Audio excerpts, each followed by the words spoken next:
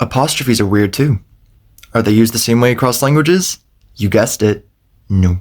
First of all, some languages like Japanese, for example, don't really use apostrophes. If the word is written in English, with the Latin alphabet, then maybe. But that's no longer Japanese at that point, is it? When languages that use other alphabets are romanized, apostrophes can separate syllables from each other. For example, this happens in Japanese. It can represent syllable stress, which can be seen in some forms of Romanized Greek and can be seen in morphology and linguistics. Or change the pronunciation or length of the vowels, which you can also see in Japanese. The list goes on. In some languages such as Hawaiian, it marks a glottal stop, like in the word uh-oh. It's worth noting, however, that the apostrophe in Hawaiian, the okina, is considered to be its own letter, and is technically an upside-down apostrophe, only written as a regular apostrophe when the okina is not available. For example, it's not Hawaii, but Hawaii. In several languages, it acts as omission of a letter or letters. For example, don't, doesn't, can't, won't, etc. But in English, this tends to be at the end of words, but not always. Y'all, or, I've, etc. In colloquial and accented German, they can be anywhere. Ich habe eine Frage für dich. In French, regardless of formality, this often happens at the beginning of words, but not always. Hors d'œuvre, j'accepte, je t'aime, l'université, but aujourd'hui, jusqu'à, jusqu'ici. If you omit a letter or letters in many languages, you just put an apostrophe. This is not unique to the Roman alphabet either.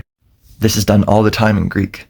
In English, apostrophes also mark possession, and where it is placed determines plurality or singularity, the students, the teachers, the countries, etc. So the apostrophe has many uses indeed. Let's mess with it a bit, shall we? What if we use apostrophes like in Hawaiian? Then we'd write uh-oh like this. To mark stress in some variants of Romanized Greek, you broke the dinner table. To shorten a vowel like in Romanized Japanese. Aha! To mark a change of syllable in the same word like in Romanized Japanese. I caught you red-handed. This is an absolute disaster.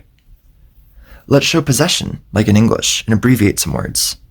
You don't care if you break somebody's table, do you? And let's put it all together.